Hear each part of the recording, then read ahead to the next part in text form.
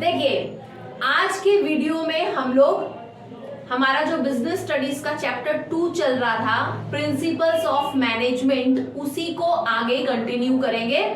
आज के क्लास के बाद मुझे ऑलमोस्ट और 2 क्लासेस की जरूरत पड़ेगी इस चैप्टर को पूरी तरह से कंप्लीट करने के लिए। ओके, देखिए और मैं एक बात आपको बता दे रही हूँ, जब भी आप कोई भी चैप्टर को उठा रहे हैं, उस चैप्टर का अगर मेरे वीडियोस को देख रहे हैं तो आप एक के बाद एक पूरे सीरीज को फॉलो करिए, नहीं तो आपको कुछ भी समझ में नहीं आएगा। पहली बात। दूसरी बात कि देखिए आज हम लोग ये जो चैप्टर करने के लिए जा रहे हैं इसका देखिए पहले एक करके आपको बताने जाती हूँ। आज हम लोग पढ़ने जा रहे हैं फंडामेंटल प्रिंसिपल्स ऑफ मैनेजमेंट। पिछले दिन हम लोगों ने पढ़ा what is principles of management, उसका डेफिनेशन हमने समझा। उसके बाद हमने significance of principles of management पढ़े थे और आज हम लोग पढ़ने के लिए जा रहे हैं फेयोल्स principal.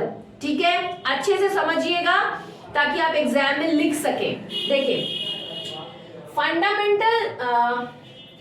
Fundamental principles of management, mister Henry Fayol, देख रहे हैं हेनरी फेयोल, ये 14 प्रिंसिपल्स हेनरी फेयोल ने हमें दिए हैं। Mister Henry Fayol has given 14 principles of management. Clear? और ये कौन है? ये एक फ्रांस के इंडस्ट्रियलिस्ट थे जिन्होंने टोटल 14 प्रिंसिपल्स दिया मैनेजमेंट को लेके। और इनका कहना है कि जो भी मैनेजमेंट के प्रिंसिपल्स हैं वो बिल्कुल रिजिड नहीं होने चाहिए, वो फ्लेक्सिबल होने चाहिए। मतलब according to the situations, according to the conditions, उसके अंदर में अगर कहीं कुछ चेंज करने की जरूरत है तो हम फ्लेक्सिबल होना चाहिए ताकि हम वहां कुछ चेंजेस कर सके। जैसे साइंस के जो प्रिंसिपल्स हैं वो स्टैटिक होते हैं, जैसा है उसको वैसे ही फॉलो करते चलना है। लेकिन मैनेजमेंट के जो प्रिंसिपल्स हैं मोस्टली फॉलो ऐसे ही होंगे, लेकिन अगर कहीं जरूरत पड़े तो वो फ्लेक्सिबल होना चाहिए, उसमें कुछ चेंजेस हम कर पाए। एकदम रिजिड होकर के चलेंगे तो नहीं होगा, पहली बात। दूसरी बात इनका ये कहना था हेनरी फेयोल का, इन्होंने इस प्रिंसिपल्स को जो दिया वो किस कॉन्सेप्ट पे दिया? वो कॉज एंड इफेक्ट रिलेशनशिप के कॉन्सेप्ट पे दिया कि क्या कारण है, किस कारण की वजह से उसका क्या इफेक्ट आएगा। हमने आज अगर मेहनत किया तो उसका रिजल्ट क्या आएगा? अच्छा रिजल्ट आएगा।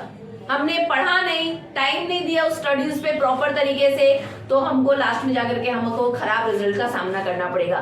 तो इस तरह से इन्होंने कॉज एंड इफेक्ट रिलेशनशिप को बेस रख के इन्होंने इन प्रिंसिपल्स को तैयार किए हैं। अब देखिए इनके 14 प्रिंसिपल्स में से आज हम लोग टोटल 6 प्रिंसिपल्स के बारे में जानेंगे और बहुत अच्छे से जानेंगे। देखिए पहला प्रिंसिपल्स क्या है हमारा पहला प्रिंसिपल्स है डिवीजन ऑफ वर्क। अभी आपको समझना पड़ेगा कि ये जो डिवीजन ऑफ वर्क जो है ये क्या बताना चाह रहा है। डिवीजन ऑफ वर्क कहने का इनका क्या मतलब है? हेनरी फेयोल ने कहा जो भी वर्क है ऑर्गेनाइजेशंस के अंदर में, उन सारे काम को प्रॉपरली तरीके से डिवाइड करना चाहिए। कामों को बांट अगर हम देते हैं तो क्या होगा? उसकी वजह से प्रॉपर डिवीजन अगर होगा तो हमारा काम भी जो है वो बहुत बेहतर तरीके से हो पाएगा। अभी एक ही काम है और एक ही आदमी या 2 ही आदमी मिलकर उस सारे काम को कर रहे हैं तो ना टाइम पे काम पूरा होगा, ना एक आदमी हर काम में स्पेशलाइजेशन नहीं होता है, तो वो काम उतना परफेक्ट नहीं होगा, जो आउटपुट निकलेगा वो उतना परफेक्ट नहीं होगा। तो इसीलिए डिवीजन ऑफ वर्क होना बहुत जरूरी है ताकि काम सही तरीके से हो, सही टाइम पर हो और उसमें परफेक्शन आए। एक ही टीचर है, सब सब्जेक्ट पढ़ा रहे हैं तो वो हर एक सब्जेक्ट में तो बहुत माहिर नहीं हो सकते। पढ़ा लेना अलग बात है और एकदम स्पेशलाइजेशन होना एक अलग बात है। तो इस तरह से अगर कामों को सिलेबस को बांट दिया जाए, सब्जेक्ट वाइज टीचर्स को ग्रुप को अलग अलग सब्जेक्ट्स के ग्रुप को टीचर्स में डिवाइड कर दिया जाए, तो वो क्या होगा, वो बच्चों को अच्छे से कंसंट्रेट कर पाएंगे उस सब्जेक्ट में, वो स्पेशलाइजेशन है तो ऑब्वियसली वो जो नॉलेज देंगे वो बेस्ट होगा और टाइम पे सिलेबस भी कंप्लीट होगा। ठीक है, यही कॉन्सेप्ट आता है डिवीजन ऑफ वर्क के लिए, that all the work in the organization should be divided properly so that all of the work of the organization will be completed at proper time and very efficiently. Authority and responsibility, always remember one thing, that authority and responsibility works together. एक के बिना दूसरा कोई काम का नहीं है।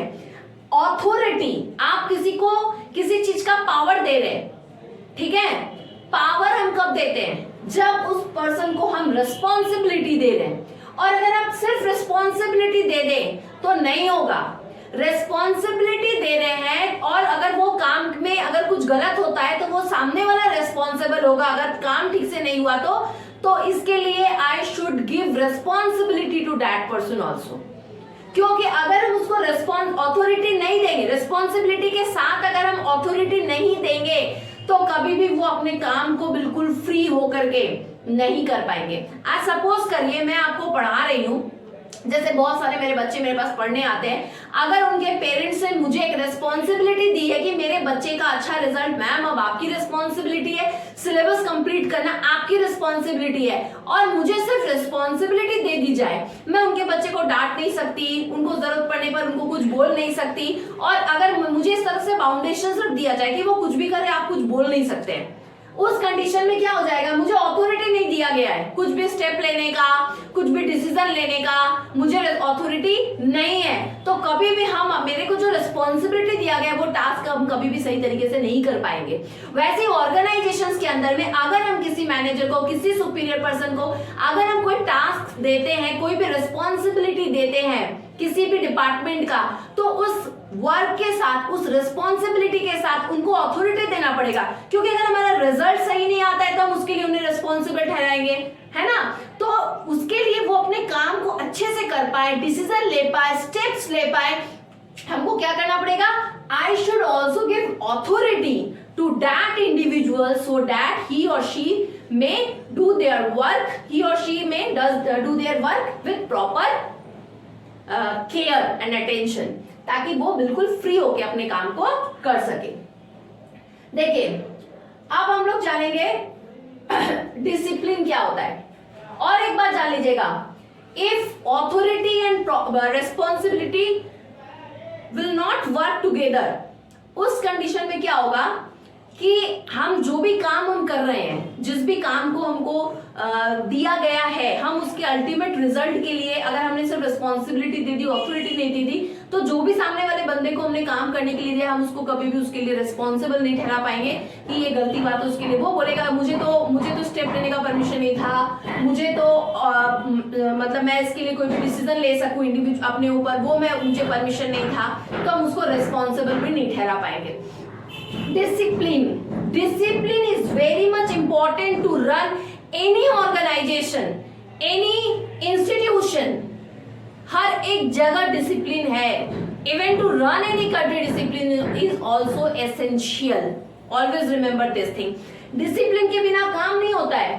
अगर हम एक ऑर्गेनाइजेशन में प्रॉपर डिसिप्लिन मेंटेन नहीं करेंगे, हमारे स्टाफ को हम ट्रेन नहीं करेंगे कि वो प्रॉपर डिसिप्लिन में आकर के अपने काम को पूरा करें, अगर हम सुपीरियर्स जो भी अथॉरिटी है उनको आदत नहीं डालेंगे कि वो अपने उनके अंदर में जो लोग हैं उनको उस प्रॉपर डिसिप्लिन के लिए ट्रेन करे, तो कभी भी ऑर्गेनाइजेशन सही तरीके से नहीं चल सकता। एक डिसिप्लिन है, आपको 8 बजे के अंदर आ जाना है, आप 15 मिनट करके लेट करोगे, 4 दिन लेट, तो आपका एक लीव कट जाएगा।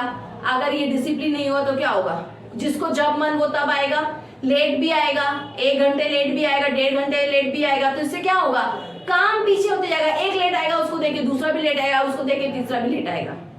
इसकी वजह से क्या होगा, उस टाइम में जो काम हो सकता था वो टाइम वेस्ट हो गया। और टाइम का बहुत ज्यादा वैल्यू है हमारे लाइफ में भी, हर एक फील्ड में, इवन किसी ऑर्गेनाइजेशंस में भी। तो discipline is very much essential, okay, for the proper functioning of the organisations. फिर उसके बाद आप आ जाइए unity of command. Unity of command, unity of command ये मेरा फोर्थ प्रिंसिपल्स है। यूनिटी ऑफ कमांड हमको क्या बताता है, आप इस वर्ड से समझ पा रहे होंगे। मतलब वन बॉस, एक बॉस होना चाहिए जो आपको कमांड दे रहा है, और उनके अगर 4-5 बॉस हैं भी तो उनके आप मतलब 4-5 सीनियर्स है, बॉस तो एक ही होता है। तो उस केस में अगर कोई एक ऑर्डर दे रहा है तो वो सबको चाहिए कि हाँ उनमें यूनिटी हो कि हाँ यही काम करना है। आज मान लीजिए एक सपोज करिए आपके घर में ही अगर गार्जियन 3 जन बन जाए, आपकी पापा भी गार्जियन बन जाए, अंकल भी गार्जियन बन जाए, आपकी बुआ भी गार्जियन बन जाए, उस केस में क्या होगा, सब ऑर्डर देंगे। पापा बोलेंगे जाना है कहीं पर, मम्मी बोलेगी नहीं जाना है, ठीक है। आपके अंकल बोलेंगे कि मैं सोच के बताऊंगा। मतलब ऐसे अलग अलग डिसीजन हो जाएंगे तो आप कंफ्यूज हो जाओगे करना क्या है। या मान लो आपको कोई सब्जेक्ट लेना था, चूज करना है, कोई स्कूल में एडमिशन लेना है, आपके पापा ने कहा आपको इस स्कूल में लेना, अंकल ने किसी और स्कूल में कह दिया, आपके मम्मी ने किसी और स्कूल में कह दिया, तो ये क्या हो जाएगा, ये आप खुद एक कंफ्यूज हो जाओगे, क्या करे नहीं करे वाला स्टेट आ जाएगा। तो हमेशा क्या होना चाहिए, यूनिटी ऑफ कमांड होना चाहिए कि अगर हम कोई एक पर्सन अगर कोई कमांड दे रहा है तो बाकी सब भी उसको फॉलो करें, और जो बाकी सीनियर्स है उनमें भी इसको लेके यूनिटी होना चाहिए कि हाँ इस पर्सन ने जो कमांड दे दिया उसी को फॉलो करना है। एक ही पर्सन होना चाहिए जो आपको ऑर्डर दे और बाकी सबको उसको फॉलो करना है। अब देखिए जैसे आपके स्कूल में प्रिंसिपल एक ही है और मतलब लास्ट एंड फाइनल डिसीजन उन्हीं का होता है, और उनका जो कमांड होता है वो सारे टीचर्स में एक यूनिटी है कि उसको ही फॉलो करके चलना है, उसी को फॉलो करके आगे बढ़ना और काम को कंप्लीट करना है। That is unity of command. तो ऑर्गेनाइजेशन में यूनिटी ऑफ कमांड बहुत इंपॉर्टेंट है, बहुत मैटर करता है। अगर ये यूनिटी ऑफ कमांड नहीं होगा तो जितने भी जूनियर्स हैं, सबऑर्डिनेट्स हैं, वो वर्कर्स हैं, वो फॉलो समझ नहीं पाएंगे कि हुज ऑर्डर शुड फॉलो, किसका ऑर्डर को फॉलो करना है। उस केस में कंफ्यूजन अराइज होगा, डिस्प्यूट्स भी अराइज होगा। Okay, unity of direction, direction के लिए भी एक यूनिटी होना चाहिए। आपको काम कैसे करना है, जब आप अपने एम्प्लॉयज को बताएंगे, अपने वर्कर्स को बताएंगे, तो जिस तरीके से मैं डायरेक्शन, मान लीजिए एक ऑर्गेनाइजेशन में मैं और मेरे साथ और 2 लोग अगर हैं साथ में सीनियर पर्सन में, मैनेजर्स के लिस्ट पे, तो क्या होगा कि हमारा जो डायरेक्शन देने का जो तरीका है, यूनिटी होना चाहिए हमें आपस में। मैं बताऊंगी ऐसे काम करो, दूसरे ने बताया नहीं ऐसे नहीं करो, मैं जैसे बोल रहा हूँ उसको फॉलो करो, तीसरे ने कुछ और तरीका बता दिया, तो that will also create confusion among the workers, among the other staffs of the organisation. Okay, तो उस केस में क्या होना चाहिए कि हमारे जो भी मैनेजर है, ही और शी, जो भी हमारे ऑर्गेनाइजेशन में मैनेजर है, must follow this principle, that is unity of command. Okay, last unity of direction, and last one is scalar chain. Scalar chain मतलब आप समझ रहे हैं, चेन एक के बाद एक एकदम होना चाहिए प्रॉपर। स्केलर चेन बताता है हमको टॉप टू बॉटम। क्या बताता है, टॉप टू बॉटम। मतलब फेयोल का कहना है कि ऑर्गेनाइजेशंस में जो भी काम हो, जो भी इंफॉर्मेशन पास करना हो, जो भी काम हो, वो कैसे होना चाहिए। अगर हमको किसी को कोई इंफॉर्मेशन है, वो टॉप लेवल के किस, मान लीजिए हमने लेवल्स ऑफ मैनेजमेंट पढ़ा था कि हमारे टॉप लेवल्स में सीईओ आ जाते हैं, बोर्ड ऑफ डायरेक्टर्स आ जाते हैं, तो हमको अगर top level of the management को कोई भी ऑर्डर पास करना है, कोई इंफॉर्मेशन पहुंचाना है, तो वो खुद आकर के डायरेक्ट वर्कर्स को नहीं कहेंगे।